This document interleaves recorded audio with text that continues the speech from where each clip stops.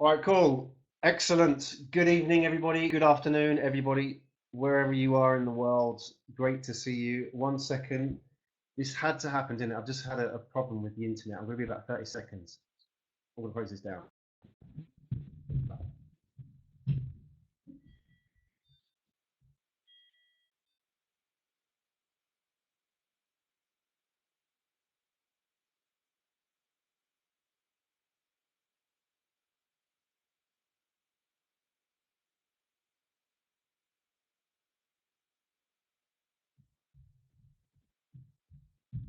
All right, guys, we're ready to start, ready to rock and roll. Sorry about that. There we go. All right, cool. Let's do this then. Right. Great to see everybody. Great to see everybody from all over the world. A lot of my friends here tonight. Hello to everybody in Japan, Budapest. Where else have we got tonight? We've got Hong Kong. Let me just double check. Sorry if I missed you out. Jakarta, Indonesia. A whole bunch of others as well. Great to see you. Great to see you here. I know you're really busy people. A whole lot of other things that you can be doing right now, but you're here with me right now, and that's fantastic. You've dedicated your time for this, and I really appreciate that. We've got about an hour today. So 45 minutes, 40 minutes presentation, 20 minutes Q&A, probably about 30, 35 minutes presentation, a bit more on the Q&A hopefully. So what we're going to talk about today is launching a business for less than $100. It's totally possible. I've done it and you can do it. I want to share with you today some of my tips on how to do that. And it's not just money, it's time that we want to save here. That's what it's all about. Because if you spend a lot of time, you spend a lot of money, you could spend months and months developing a product that people may not like. And what happens when you launch it anyway? You have to change it. So today is about moving fast, minimum amount of investment, minimum amount of time. I want to teach you some of the tricks that you can use to speed up your launch cycle. Also, I mean, if you're still in the process of thinking about launching a business, how can you get out there without having to go and raise money or go and get investment and so on. What I'm going to do is I'll share with you a presentation, and in that presentation I've got a whole bunch of resources that I want to share with you, most of which I've used myself. So this is going to go pretty fast, so don't feel that you need to write everything down, because at the end of this presentation I'll show you how you can get a list of all the resources that I'll share with you today, and you can use all of these resources pretty much free. So you can do within a budget of $100, maybe less. That could be 100 Hong Kong dollars as well. It's about 10 bucks. You could probably do all of this for nothing if you wanted to. It's just a matter of time. So point is, you don't need to go out and use a lot of money or get investment for this. So the biggest problem that entrepreneurs have when launching their business is they feel they need to use their own funds to launch a business. So they crack open the piggy bank. The second thing that they might consider doing is raising money from investors. That may work, for example, especially if you have a technological, physical product that needs a lot of development. But there's a lot of things you can do before that to speed up the cycle, launch, because if you can get a product launched with customers, then go and raise money, you stand a much, much better chance and you have much better terms with the investors. The third thing that entrepreneurs think about doing is going to the bank manager. These guys live in like the 19th century. They don't understand what an entrepreneur is. They want to lend money to people with safe jobs, regular incomes, and businesses they can understand, all of which entrepreneurs are not. So getting money from a bank is very difficult. And maybe it's possible if you have a certain type of business, but for most entrepreneurs, it's not really an option. But really, more than money today, what this is about is time. So the big problem I see with entrepreneurs, and I work a lot with early stage entrepreneurs, so people who are at the beginning of their businesses, and what I see is that people waste a lot of time developing a product and finding customers. They spend months, if not years, developing a product and finding customers. What you should be doing is getting your product out in days. It's totally possible. And I will show you the techniques that many startup founders use today to get their products out fast and with very little money. So what is the goal of today? Well, today's goal is to launch your business with the minimum time and money, because the more time and money you use up, the less likely your business will become successful, right? So many businesses go out and they spend a lot of time developing their products and they run out of money just before they hit that first sort of tranche of customers coming in. So what you can do is not be in that situation where you're in very long development cycles, crush that right down to a number of days. And that's what we're going to talk about today. And to do that, there's 3 books that I want to recommend you. These 3 books I'll talk about these at the end as well, and I'll give you the details. As I said, all the resources today that I'll share with you at the end. The Lean Startup by Eric Ries, The 7-Day Startup by Dan Norris, and Anything You Want by Derek Shivers. So let me just say, I'm not going to access or I'm not going to refer to each one of these directly tonight, but I'm going to use ideas from them. I recommend that all of these are good at some point. If you want to pick one, pick The 7-Day Startup by Dan Norris, because this will give you a walkthrough how to start a business in 7 days. You know, when I looked at the title, I thought this is impossible. But I read the book, it's possible. So I'm actually going to do a webinar about this book in a couple of weeks' time. So after this webinar, go and register for that one, because if you're interested in launching a business in 7 days, that book will be fantastic for you. And we'll actually walk through that book together in that webinar. So let's look at what's changed. Now, I've been around for a few years, especially in the tech scene, in the .com scene. I was around in the 90s when the first .com scene happened. Then with AOL, Netscape Navigator, and all that kind of stuff. And there was this startup called Webvan, which was launched by the same people invested in eBay. In 1998, 1999, Webvan was going to be the first online grocery delivery service. So long before your supermarket did this, long before Amazon started doing this, there was Webvan. And what they did with Webvan is they raised $1 billion in funding, $1 billion in funding, and they built the most amazing infrastructure. They built this warehouse which was completely controlled by robots. So when you put in your order for milk and bread and vegetables, the robots would go and pick out this order for you and then package it up and then get it ready to deliver it. It was completely rocket science. It was Star Trek.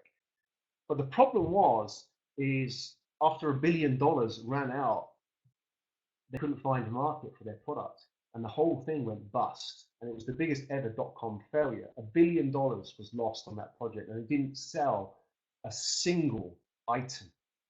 And this is really old school business. This is old school starting a business, starting a startup, which is raise a lot of money, spend a long time developing a product, and when you launch that product, have a big, big launch party, you know, with celebrities like clubs and PR and all that kind of stuff. And they just hit the market really hard. Times have changed. One of the reasons times have changed because we get products like this, like Dropbox.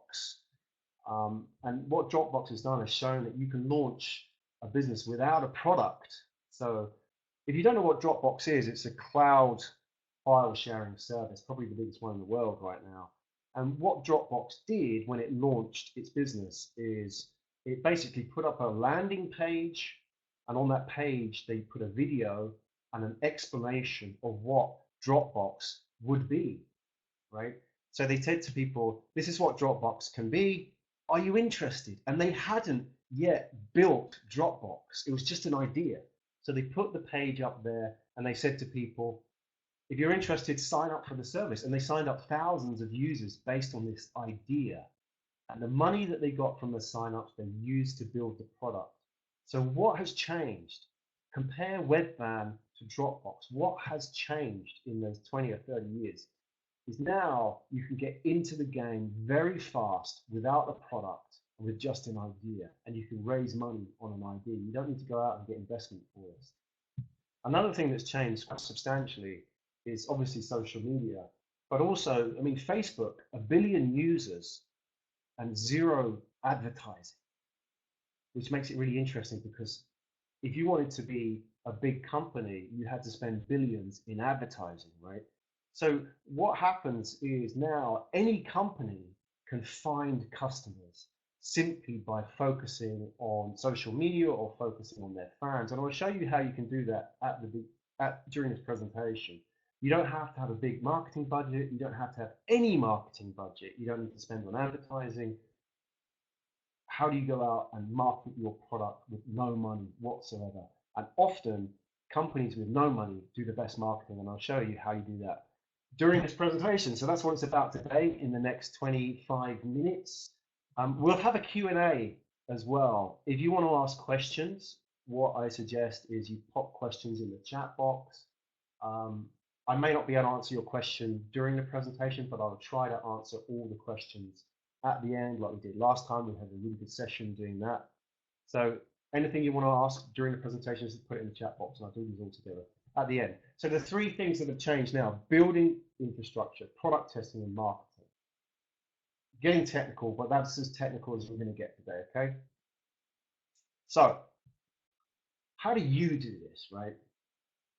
So this is what the focus of today's presentation is. How do you get your business up and running for very, very little money with this maximum budget of $100, right? How do you do it fast? And how do you get customers? How do you build the infrastructure? How do you build the product? So we're going to look at a minimum infrastructure. So what is the minimum infrastructure? What's the minimum company you need to become active, to get out into the market? You don't need an office. You don't need staff, you don't need employees, you don't need a lawyer, you don't need anything. You don't need contracts. You don't even need to register a company to get going, all right? A minimum viable product. You may have heard this term used a lot in startup discussions. I'll talk a bit about what it is if it's new to you today. Minimum viable product basically means what is the smallest version of the product you can launch, right? Because if you focus just on the lowest possible version of that product, you save a lot of time and you also get a lot of good feedback from customers. Minimum means the most basic version, and viable means what somebody will pay for. So in some cases, as we'll look later today, you focus just on one thing about your service or your product. So maybe you've got lots of ideas about your product, but maybe you can just focus that down on one thing, okay? And get somebody to pay for it. What would be that one thing that somebody would pay for? And we'll look at how you can do that during this presentation. And then lastly, with marketing, is finding your fans. So it's really important that you understand when you build this business is that you don't go out looking for customers, okay? Don't make that mistake. It's a very expensive mistake.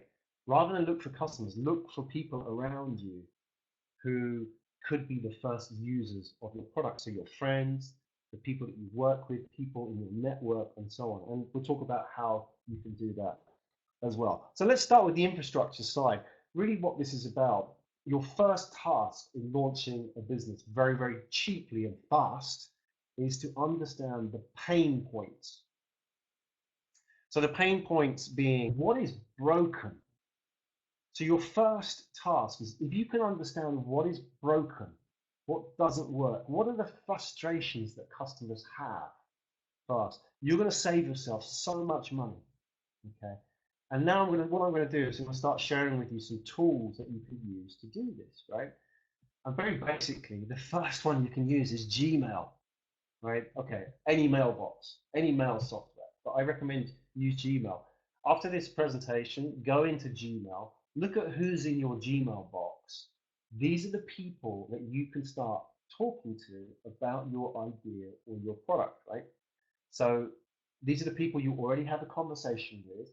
Maybe you have some kind of level of trust with these people. These are the first people you should approach about your business. So I have this idea. My idea is to build this app, and this app is for cycling. Well, chances are the people you need to talk to about that are in your Gmail box, because maybe you're a cyclist too, right? So these are the first people that you should approach. First one is Gmail. Very, very easy today. Anybody can use this. Email people, say to these people, hey, look, starting a business, I want 15 minutes of your time to talk about this. Get them to talk about their personal issues with the problem that you're trying to solve, get some sort of feedback from them, and then start the process there. because the insight that you will get from listening to other people talk about your business will be extremely valuable and save you a lot of money in the long term. You can use this tool here, Usability Hub. And as I said, by the way, I'll give you all of these links at the end. So don't sort of miss the presentation by writing all this stuff down. At the end, if you stick around to the end, I'll give you a cheat sheet where you can get all of this stuff, right? A Usability Hub. Now, we did a presentation, a webinar a few weeks back. If you were with me in that presentation, you remember what it was about, validating your ideas. You can use a website like Usability Hub for free. I use this tool from time to time. I think it's great to sort of sound out ideas. It's kind of like having somebody sitting next to you and just sort of firing an idea at them, and they're saying, yeah, good idea, well, that's bullshit, right? That's kind of what Usability Hub is. So what you can do onto Usability Hub, go on there, put your idea on it, and it could be like here, like I wrote on here, online community for startup founders. Just something really basic, or coconut water, or I don't know, vegan dog food, whatever it is, whatever your idea is, right? Just put it on there, and you can get feedback for free from people on Usability Hub, right? And it's not scientific, but the feedback that you get will kind of help you think about your business and the solution that you're trying to work on, right? And you can gain more credits on this by doing more tests. You can do other people's tests, which is kind of useful for you as well. So if you do other people's usability tests and see their ideas, it helps you think about this stuff as well. It's the kind of feedback that you get. I mean, I just did this with sort of, I don't know, 20 people. It was kind of very basic, but I did this for free, right? You get like a word cloud come back, and you can break it down as well and see each individual answer. But you know, it kind of gets the creative process going and helps you kind of get some insight into what people think about the problem that you're putting up there. Another one you can use, again, I talked about this one in the idea validation webinar earlier, Google Keywords.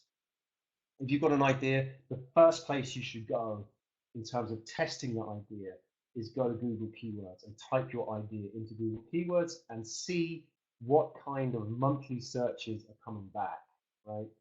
If you're getting like 100 searches, you've got a very, very niche idea, which may be too niche, right? If you're coming back with thousands and thousands of results, that's a good sign. So you need to go in there and test, right? The point here, the reason why you can save a lot of money by testing your idea in Google Keywords is it takes the BS out of launching a business, because there's so much BS in launching a business. What I mean by that is people guessing. Gut feeling about this business. I want to do it because it's my passion. Bullshit. Go into Google Keywords and test to see if other people have that passion too, right? Another one you can use, again, I said about this one in the validation webinar, Quora. Quora you can use to go and put in questions, or you can see what other people are asking questions about. So, for example, if you are interested in competing with Dropbox, you can go and look at what people are writing about Dropbox, asking questions about it, like it says here, right? And you can see, you know, this question here, somebody's asked, why is Dropbox more popular than other tools with similar functionality? And you get a really interesting sort of breakdown here of what people are saying, you know, simple feedback. This is kind of really valuable. You can really dig into Quora and get some interesting insights into your specific business idea. So for example, if it was the vegan dog food idea, go into Quora and type in vegan dog food. Does it exist? Do people actually have a need for it? What are the pain points consumers have with this idea, right? Now, getting beyond the computer, get out there. One of the best things you can do to validate your ideas for your business, and for free, is go to a meetup. So if you haven't used meetup.com already, go into meetup.com, type in vegan dog food, whatever it is, or pets, and find a meetup about pets, because there's going to be no better people to ask about your business idea than pet owners, right? And ask them face to face, because when you speak to people face to face, there's a real different dynamic than there is through blog posts and email and so on. You get much more of an emotional and intimate response. Hey, and if a meetup doesn't exist, for example, if you type in vegan dog owners and there isn't such a meetup, create one. There's no reason why you can't create one. Nobody needs to give you permission to do this, right? So the goal of the first part is to identify what's broken. So your goal as an entrepreneur is to say, what is broken with the current market? what are the pains that customers feel? And you can do all of what I shared with you for free. You can research all of that for free. You can spend a couple of days on that. You can spend a week on it, but make sure you come back and get some really emotional insights into what's broken. What we'll do now is we'll move on to the minimum viable product part. So once you know what's broken, you now need to turn that into a solution, a product, right? I'm going to share with you some services that you can use to launch an MVP really fast. And if you're not used to this, maybe you'll look at it and thinking, that doesn't look like a product. But trust me, if you can get people to sign up for something, then already you have a product idea in their head and you can develop that idea with your customers. The first thing you can use, LaunchRock is a good example, which you can use for free. Again, as I said, at the end I can give you all these links, so you don't need to write this down. You can go into LaunchRock, put up a launch page, and get people to give you their email address. It's as simple as that. You don't need a product. So you could go onto here, and you can put in a launch page and say, are you a pet owner and you are vegan or vegetarian yourself? Well, are you interested in vegan or vegetarian dog food? And you can put that there and see who signs up. And what you then do is take that link and then you can share that on your social media, share it on Facebook, share it on Twitter, wherever you hang out, share it with people you know, email it to people, say, hey, what do you think? And see who comes back. Because the people who come back and sign up are the ones who get it. And they're the people that you can work with and build your business around at the beginning. Something you might want to consider is building an explainer video. So you may have seen these videos, kind of often animated characters. It tells you how to use something. They can be very, very effective in getting people to sign up for a service or to give you an email address. I recommend this website here, powtoon.com. You can go and sign up and create and explain a video for free. And a pretty good one as well, if you can get the hang of it. If you're kind of into, if you're good on the computer, good at animation and stuff like that, you can create a really cool video with this. So you can create a video, you can put this video on a blank web page with a sign up box, and you can send people that link. And once again, see who signs up. So this is a good way for you to start building a list. You only need like 10, 20, maybe 100 people on that list. And then you've got a really good starting point to launch your business. And I'll show you how you can do that all for free tonight. Okay. Another one that you can use, strikingly, you can create a website in literally 5 minutes. So if you're stuck at the point, oh, I need a website, I need WordPress and hosting, all that kind of stuff, don't bother. Do all that later on. The first point is to put an idea out there and see who bites on the idea, right? So strikingly is a good website. You can do this. You can do it for free, up to a certain amount of users, which is probably enough to get started for you. Whack it up there. Don't worry too much about design, and just share that out with your network. Now, if you're getting a little bit more technical, you're developing apps, or something that's a little bit more design centric, you can use a website like Marvel App. Now, this is a really good website where you can develop your wireframes, as they're called, which is sort of like a demonstration of your app. So if you've got an idea but you don't know how to code, or you've got an idea and you don't know how to put this together, what you can do is create what it might look like on a website like Marvel App, and then what you have is a prototype which you can now go and show people. So you can walk around and you can show people, hey, look, check out my app, right? And you can show them your app. It's not really an app. It's just sort of all the screens of the app. And if you click something, it will go to the next screen. Just link the screens together. It won't actually be working, but it'll give the experience. So what you can then do is you can go around and show people what this thing looks like, even without being able to code, right? So you can go around and do this, and then from that you can show potential customers, you can show potential partners, potential developers, people in your network. Show them this and say, hey, what do you think?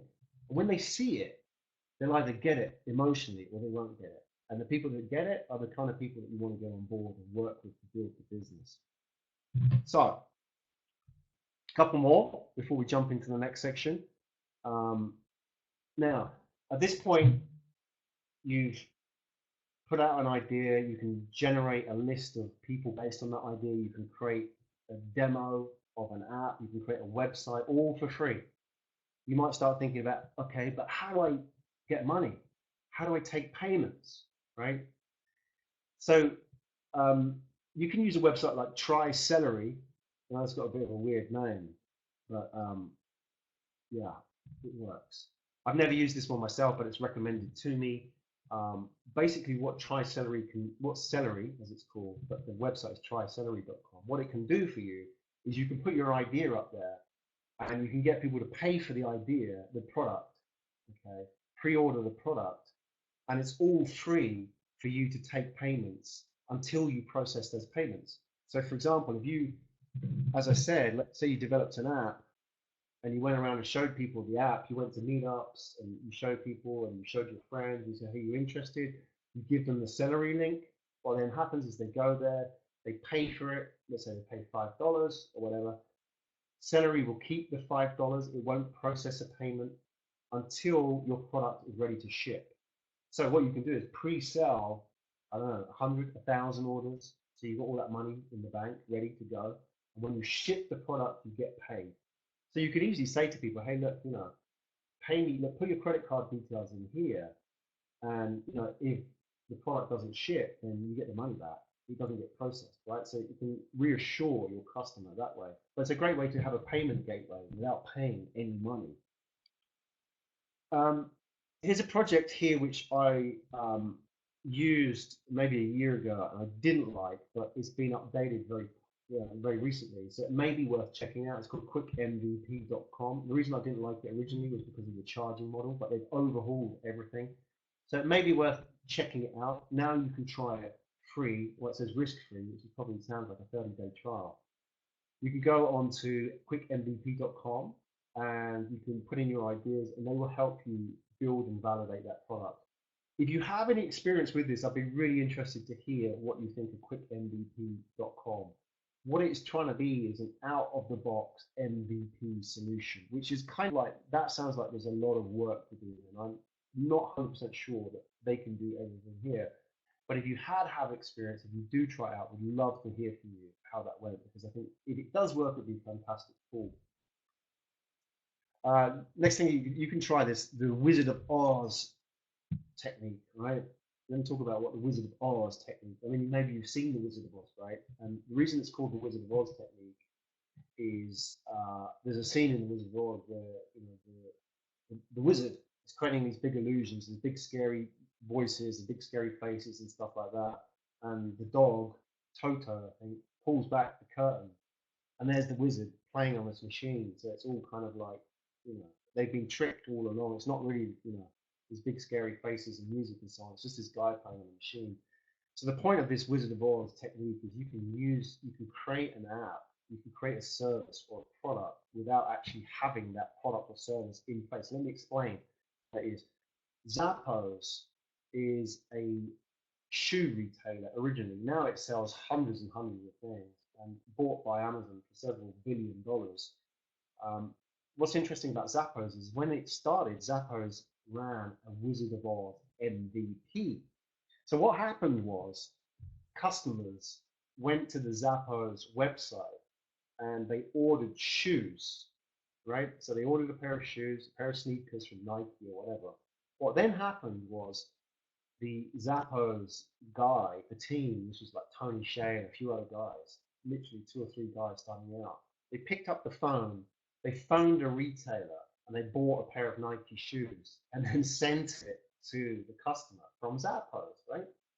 So that's the Wizard of Oz technique. So what they were doing is they weren't making any money on these sales, and sometimes they were maybe losing a bit of money.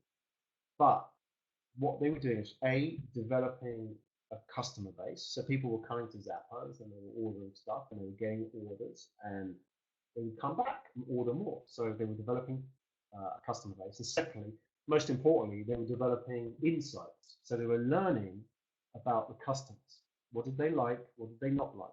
What did they say when they picked up the phone? How did they like to be talked to? And so on. What did they find was wrong with the other services out there? So this is the Wizard of Oz technique. And you can basically you can create a service, and what appears to be automated and appears to have a big team behind you, actually manually doing all this stuff yourself. But you might think, well, hang on a second, how can I grow that business? Because it's okay when you're just starting and you've got, like, I don't know, 10 customers. How do you do that with 1,000 customers? Well, the point is when you start to get 1,000 customers, you start generating a lot of revenues, and those revenues can help you invest and build out the business. But you can do that with the knowledge that you've now gained for free, effectively, without a product. Now, there's an interesting hack that you can use here, which I'll share with you here. Maybe you want to develop a product, or you want to sell a course, or whatever it is, some kind of service, and you don't have the time and the money or even the know-how how to build that. One thing you can do, and this is a very clever technique, and I recommend it to you to get into the game real fast, is you can sell somebody else's product. And you can go to a website like ClickBank. I'll put this in the list at the end. ClickBank is an affiliate website. You can find a product like the one that you want to sell. So let's say, for example, you want to sell a online course on training puppies. I don't know why I picked puppies. We've got puppies and dogs on my mind tonight, right? But you could run a course like that without actually having made one. You could get somebody else's course and you could sell it as your own, or so you could resell it effectively and take a commission on that. And okay, you might make a bit of money, but importantly, you build a customer base, you build a list, and it's a very, very fast way to get into the game. In the future, you can also develop your own courses as well. So build your own product without actually having a product. Great way to get into the game for very little money whatsoever. Another thing you could do, a single feature MVP. As I said earlier, what is the one feature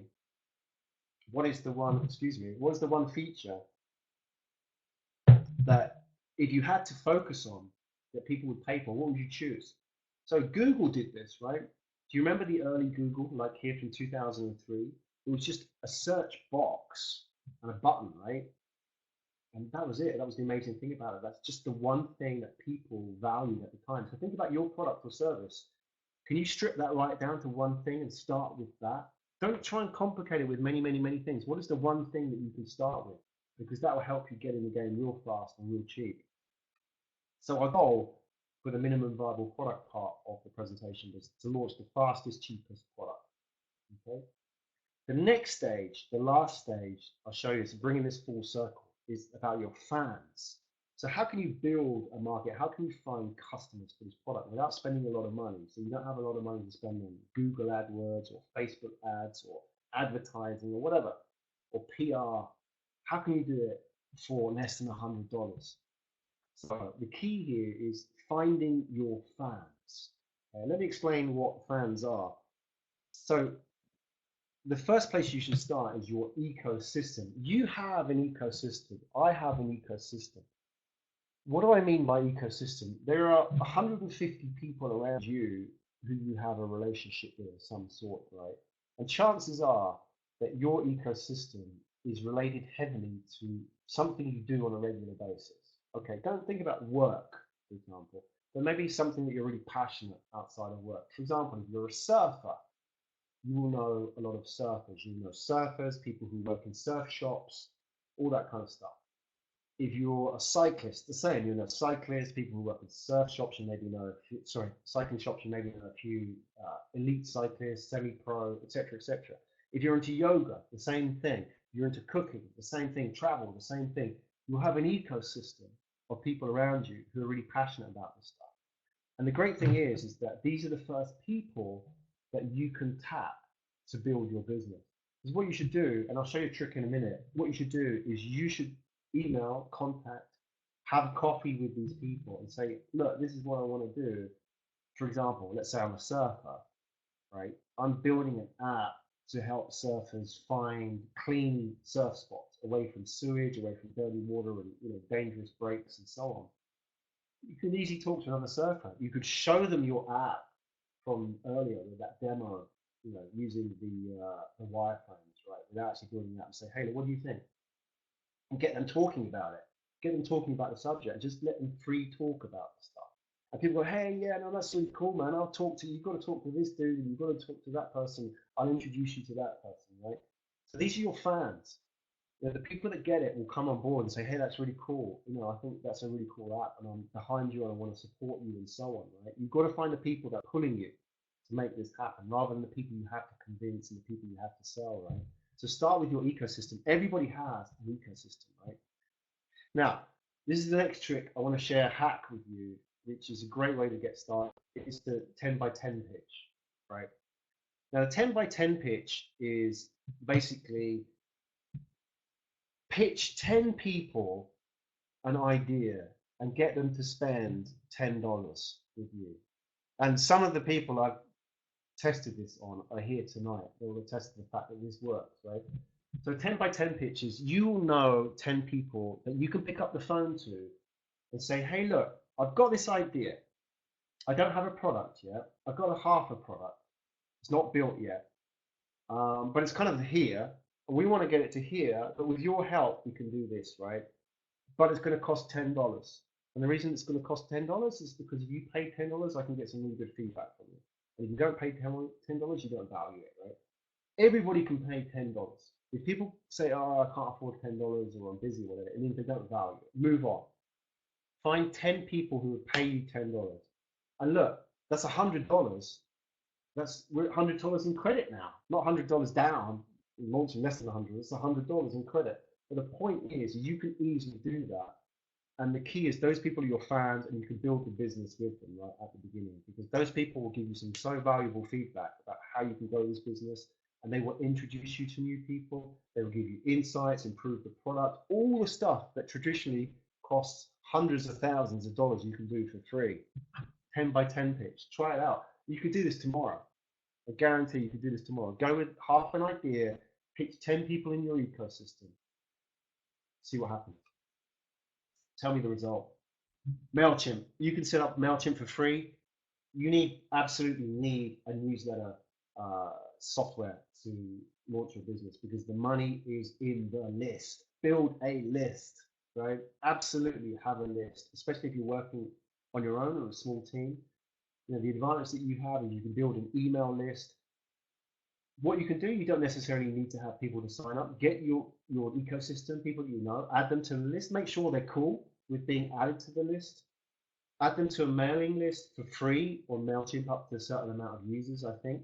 And then what you're going to send them on a regular basis is just a weekly update about your story, why you're doing this business, and the progress with your product, right? So you can say, hey, look, I've got this idea. If you're interested, click here to talk to me. All right, fantastic. Or I've launched this product. I have this app. Click here, have a look at it. Or I was developing this app, and I had all these kind of problems. I want to share this story with you. Get people on board. Get people part of your story, because the more people are part of your story, the more people who understand the why behind the business, the more people will become your fans long term. One more tip, just as we're closing up today, is guest blogging. I don't do guest blogging because I'm not big on blogging myself, but if you write, this is a great, fantastic way to drive traffic for free to your blog, or to your sign up page, or to your launch rock page, or to whatever, any of these products that I showed you earlier. You could drive lots of traffic to those through guest blogging. What you can do is you can approach blogs and you can say, look, I've got an idea, I'm good at writing about, I don't know, vegetarian dog food, or I'm good at writing about travel and cheap, or I'm good at writing about healthcare. You approach these blogs and say you'll write for them in return for a link back from your blog. You want to know more about this? I thoroughly recommend this guy here. Neil Patel is the master of guest blogging. He has built a business of millions and millions of traffic, guest blogging for other people. So check out neilpatel.com, and he's got what's really good about his website, he's got email templates that you can use to send to blog owners to pitch them on a guest blog, right? So you can use his template, change the details and say, hey, look, send it off to this blog owner. Just send off 100 of those, see what comes back. You can get 5 people you can guest blog for. Fantastic. Great way to drive traffic and start your business without paying a penny, right? Last one on this section, Kickstarter. Now, let me explain. If you've got a product and you want to raise money, of course, you can go to Kickstarter, a fantastic way to raise money. You can also do it with a service on Kickstarter. It really works well with certain types of products, certain types of technology, and so on. It's not as easy as it used to be. It's getting a lot harder. The door's closing. You need a lot more professional touch now with Kickstarter. But here's the interesting thing is don't use Kickstarter to raise money. Use Kickstarter to raise awareness, because the most valuable thing you get out of Kickstarter is fans. Because the money you raise, at the end of the day, you won't make a lot of profit on Kickstarter. But what you will get is a lot of people really into your idea. I did an interview on Founder FM with this French entrepreneur based in China who built a wearable Android watch, and he went on to Kickstarter and raised $1 million. You can listen to his interview on Founder FM. It's pretty interesting if you want insights into Kickstarter. But he went $1 million he raised on Kickstarter. But the interesting thing about Kickstarter, and this is what really impressed me, was from the marketing perspective. He got 22,000 emails. 22,000 emails from people, not people wanting to back his project because he got all those already, or people who were making orders. This is 22,000 people communicating with him about his project. Imagine if you had 22,000 emails. I know it's crazy, it's probably too much, but the point is that there's no shortage of people interested in what you're doing. So you can go into Kickstarter.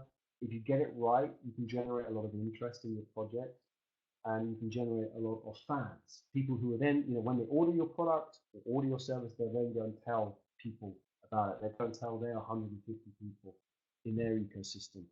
So that interview's on Founder FM, which you can go and check out. Lauren Le Pen. I'll put the details in the show notes tonight as well. So the goal of the third section, getting into business for less than $100, is really to get those first 100 fans. That's what you can do for no money. Use that 10 by 10 technique. Tap your ecosystem. Use all these techniques. Don't think about I've got to go out and find this customer that I don't know, or somebody that I've never met, for example. These have got to be people that you know. This is where you've got to start. Build your ecosystem around. Build your product around your ecosystem. Expand it out from there. So the goal of today was to launch your business with the minimum amount of time and money. And I shared with you 20 ideas and resources, and hopefully that was useful in a very fast manner. But I'll give you that list at the end if you want to get a list of all those resources. Because even if you were to use one of those resources, it's going to save you a lot of time and money. And also these books as well. My 19th recommendation today, these books, I really recommend. As I said, if you pick one of these books, pick The 7-Day Startup by Dan Norris, because what this book is it's a step-by-step guide how to launch a business in 7 days. And I think he even does it in less than $100, right? And if you don't want to think about strategy and all that kind of stuff, and you just want somebody to tell you, step 1, do this, step 2, do this, step 3, do this. That's the 7-Day Startup. The other stuff is a little bit more academic, a bit more sort of strategic thinking, but the 7-Day Startup is great. And as I said, in a couple of weeks' time, I'm going to do a webinar about this book. So join me for that. That'd be cool. We'll walk through and we'll talk about the ideas in the 7-Day Startup. And the last one, Mastermind. My 10 by 10 pitch was to 10 guys about the Up.School Mastermind, which hasn't actually launched yet. It's still in beta test, but it didn't cost me anything to get my first 14 actually users, customers who paid $10 each. So there you go. I picked up the phone, pitched these guys, said, cool, look, I trust you, I believe in you, we've got a relationship, I've got this idea, I think you'll really benefit from this idea. It'll be great to have you on board because I think you'll add value to this idea and create a great product with me. All I want you to do is pay me $10, and they all said yes. Nobody said no. I mean, how fantastic is that? 14 guys all jumped on board. So that is ready to go in September. So hopefully you can be part of that as well when we get it up and running. So next week, I want to talk about what's coming up. I'm going to do something different, something exciting next week. Just hang around and I'll tell you what I'm going to do next week, because this might be interesting for you. Hopefully this platform was good for you compared to Google Hangouts. I mean, how did it go for you, this platform, Click Meeting, as opposed to Google Hangouts? Be interested to get some feedback from you in the general Q&A section and so on. But anyway, next week, so I'm going to be in Bali next week. So I'm not sure about the internet connection in Bali. So I'm not sure if I can do a webinar, but what I'm going to try and do, and hopefully you can join me, because this is going to be a bit of fun, is I'm going to try a live Q&A, from Bali, somewhere by the pool, somewhere exotic. So I'm going to have a nice backdrop, I don't know, Bali Up.School or whatever, but it's going to be a live Q&A, right? So hopefully you can join me for that, where you can ask any questions about starting a business, right? It could be about my business, about your business. And this is a Facebook Live Q&A. So it's like this. It's like a feed broadcast on your Facebook page. And you can just type in questions, comments, and so on. And I'll do my best to answer these. And we can have a bit of a chat live from Bali, internet connection permitting. So that's where you can go, facebook.com/upschool official. That's where it'll be. So check that out after this presentation, because you like that page and you'll get an alert when that goes live. This time next week from Bali. Okay, so thank you. All I'll do is I'll do my best to answer a few questions that you put up here. So I know you put a few questions here already. I'll do my best to answer these. So if you stick around, I'll do that now. And if you have any more questions, please write those in the chat. And then I'll give you the email at the end where you can get all the resources, the 20+ resources that I shared with you tonight. So let's just go back through here, because you answered a whole bunch of questions. I think that's great. Sorry, asked a whole bunch of questions. First one about Dropbox from Hajime. How long did it take for Dropbox to launch their service from the point they started collecting money from users? Oh, that's a good question. I think they launched it straight away. I think literally the day they collected money, they launched the service, because they said to these guys, right, okay, we'll take money, we're up and running. They didn't even have a product. So the question is how did they then get from having no product to having a product? Well, they took the forward payments effectively and had the product up and running in a matter of weeks. So I don't know the exact story about that. It'd be really interesting to find out. But the fact is because they had the money, they understood that what they were doing was the right thing. If nobody gave them the money, then they wouldn't then launch that product. So it's a test, right? Need to go a bit more deeper into that Dropbox story. It'd be really interesting to find out. Let's have a look. You mentioned that you don't even need a company to start. How is it possible to sell things and get paid legally without having a company? Dan, great question. Yep, you don't need a company to start. That's often something that stops people. Like I said, you can get the challenge is not necessarily collecting money. I showed you the 10 by 10 technique earlier, right? I mean, you don't need to start a company to collect $100 from 10 people. You can do that by PayPal. The point is like you've got to get out of this mindset of thinking about this big company and setting up all this kind of legal framework for a company. Just get in there fast and do this without having to have a legal framework. Of course, once you start selling stuff online and start, selling to consumers, you need to have a legal framework, right? But even then, you can do it very, very small scale at the beginning without having a company. A lot of people do that. And in a way, I think it's better, because what you do avoid is the time and wasted energy of setting up a company. And if, for example, it doesn't work out, then you haven't then set up a company that isn't valuable, right? So you could set it up, take payments by PayPal or whatever, do that personally for the first few weeks, first few months. And if things take off, then start a company. Don't start a company, then start building it out.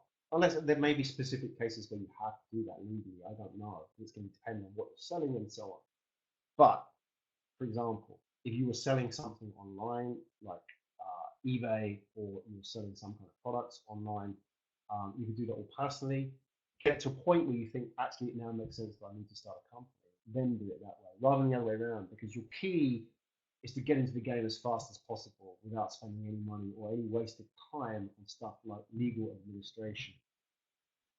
All right, cool.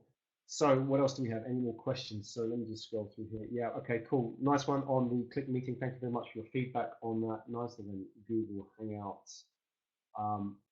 So yeah, I mean, a point about at least in Japan, it doesn't make any difference, right? Because if you're selling a couple of $100 or $1,000, you're not even on the radar, right, of the tax authorities. So don't worry about it. The best thing you can do is just get started. Not worry. I think too people get hung up on this idea that you have to have a company before you start. You absolutely don't need to. Okay, how do you determine that your MVP is worth going to the next step? 10 by 10 pitch, 100 fans, any other criteria? Very good question. How do you determine that your MVP is worth going to the next step? All right, so how do we know if it's been successful, right? So if you launch an MVP, how do you know if this MVP is worth turning into, uh, a proper product or so on? Well, here's the interesting thing. When you develop an MVP, it's not like one test and then next step. The MVP cycle is constant. So to answer your question, how do you determine? Um, well, you set a test, okay, and you say, right, okay, here's the product. We're just going to test this one feature. We want 10 people to pay for it. If you're successful, what you then do is take it to the next step, which is then increase the functionality slightly. You have another test, another idea. You just keep increasing it, increasing it, increasing it. It never stops. So you never stop MVPing your product. Does that make sense? So in answer to your question, how do you determine if it's worth going to the next step? You set the criteria that you want to achieve by testing an idea about that product. So for example, you might be testing, okay, it's one feature, or how is this if we, for example, offer it with free delivery? Or what happens if we offer it for 30-day money back guarantee, that kind of thing, right? You just keep testing one idea every time and keep improving, improving, improving it. But those techniques of 10 by 10 pitch, 100 fans, and so on, all very useful for, these are techniques you can use rather than goals. How do you decide if your idea is just slow or totally unvaluable? Yeah, well, that's a good one. That is actually a really good question because, thanks, Akos. I'll tell you why, because many entrepreneurs get lost on ideas which they should give up, right? There's a lot of talk these days about never giving up and all that kind of bullshit, and I think it's bad advice. You should give up on ideas that don't work. So how do you decide if your idea is just slow or totally unvaluable? Again, this comes back to like his question is how do you determine if it's worth taking to the next step? So what you should do is you should test it, set a test and say, this is my idea. The first test should be, can I do a 10 by 10 pitch as an example? If you can't get 10 people to pay $10 for that idea, then maybe it's not a good idea, right? So that will tell you if the idea is not valuable, right? So that would be a good starting point. Each time you should set a test and a time frame for that test and cut it off. And if you don't meet that test, if you don't meet the goal, you should go back. And if you keep missing the goal, you need to tell yourself, is this working? And drop the idea, right? You should have, you've got to be, as I said to you earlier, you've got to take the bullshit out of launching a business because there's so much like ego and guesswork and stuff like that. Test this stuff, right? I'm going to do, in a couple of weeks, I'm going to do this 7-day launch a business webinar, and I think we'll go a bit more deeper into these kind of questions, and hopefully this will answer all your kind of questions because this is quite technical. Okay, Masa, what is the best way to find our fans? By calling, by sending email, just go to meeting? Hey, really good question. I think your fans really, you should know these people face to face. That's always a good starting point because there's a real difference in relationship level between people you know in the real world and people you know just by email. So, going to a meeting is a really good start. Who are the people that you could just arrange a meeting with without any kind of issue, any kind of agenda? That's a starting point for fans. So, with your business, without sort of talking too much about your business, not knowing too much about what you want to talk about, I would say, what is the ecosystem of that business? Who are the people involved in it? Where do they hang out? How can you hang out with these people? Go to that place, talk to these people, and talk to them in a friendly, informal way. That's the starting point for fans. And pitch them your idea. Don't do it like a pitch, like a business pitch. Just talk about what you're doing. If somebody goes, yeah, that's really interesting, and starts asking you a question, that's a fan. If somebody sort of says, yeah, maybe, don't try and convert them. So the point is fans should be people who are pulling you, right? Rather than people you're having to sell to. So there's a great quote from the author Seth Godin, which is, don't sell to the unsold, right? Sell to the sold. So who is sold on your idea already? So go and find those people. Go to the meetings. Go to these physical meetups. You go to meetups, right? That's a great place to start. Find those people there. And if they're into the idea, get them on board, get them onto your list, and start building a relationship with them. Junko, how do you find the right business idea? Hey, Junko, we did a session on that a few weeks back. You missed that one, unfortunately. But very good business question. How do you find the right business idea? Actually, there is no right business idea. There's just lots of different ideas out there. Ideas are not worth as much as execution. And what I mean is rather than the idea, you should think about how you can make that idea real into a product, right? Because a good idea, great execution is better than great idea and just average execution, right? So your idea should be something that you personally have a problem with, right? We all have problems in our everyday lives, right? So, for example, a great example was a guy went to a conference. He had a problem booking a taxi. Got really pissed off. He said, "Wouldn't it be great if we could have some kind of taxi service?" Uber was born, right? So it's a problem that he faced himself. So your best ideas will come from problems that you have personally in your day-to-day life.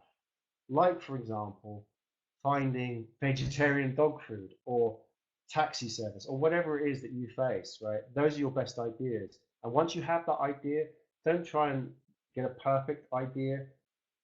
Just focus on making that idea work. Because you know what's going to happen? When you start the implementation, when you start making the product, your idea will change anyway. All right? Hopefully that helps. Don't want to miss out on any questions here. How do should I specify a deadline for the test? Yeah, I think you should.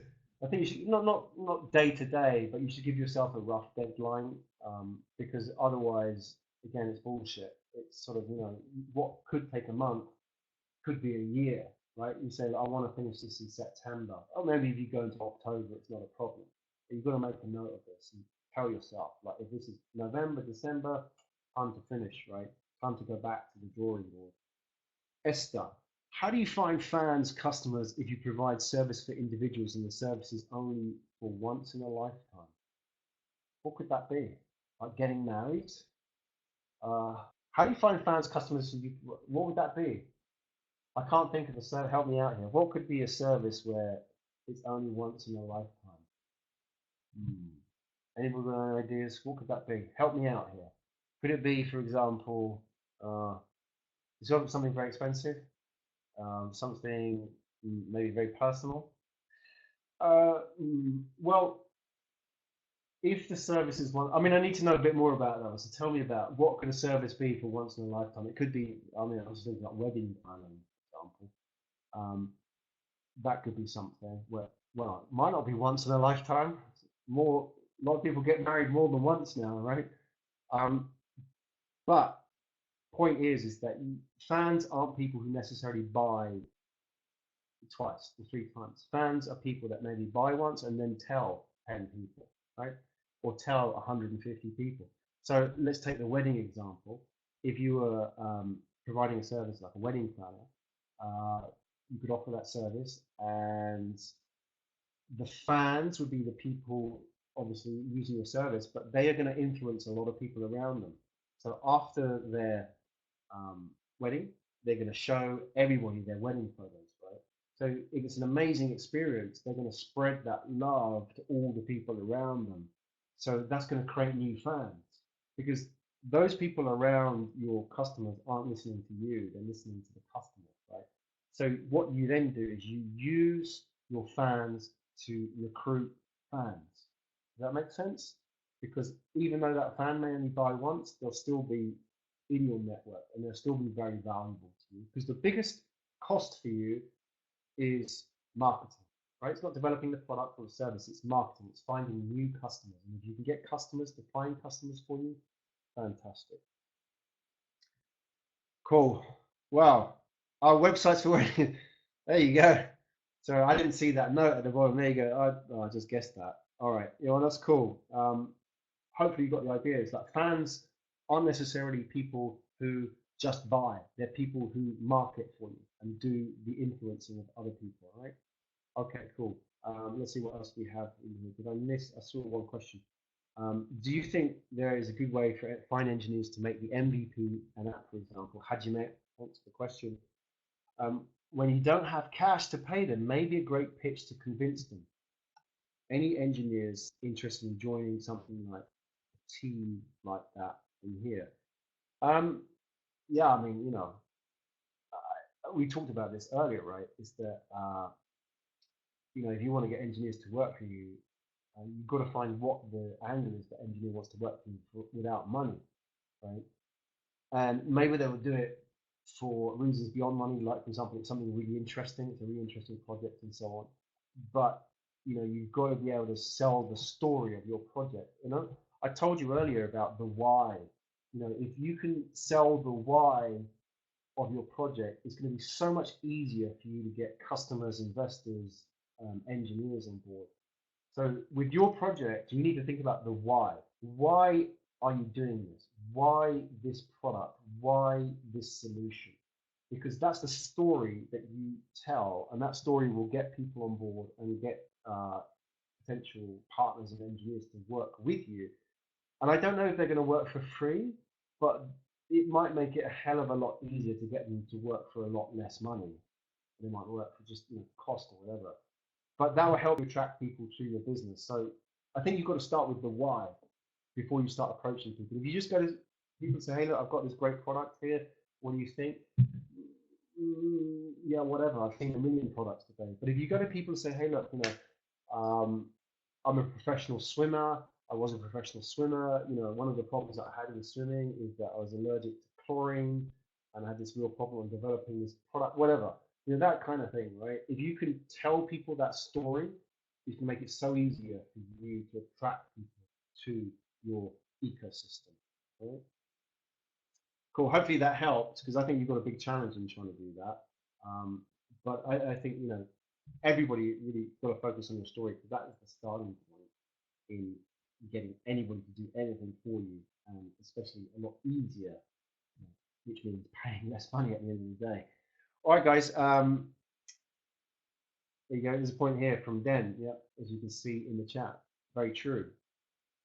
Exactly. You maybe give away some equity. And again, even if if your idea is good enough, and there's things like share options and so on, which is totally true. It's good advice.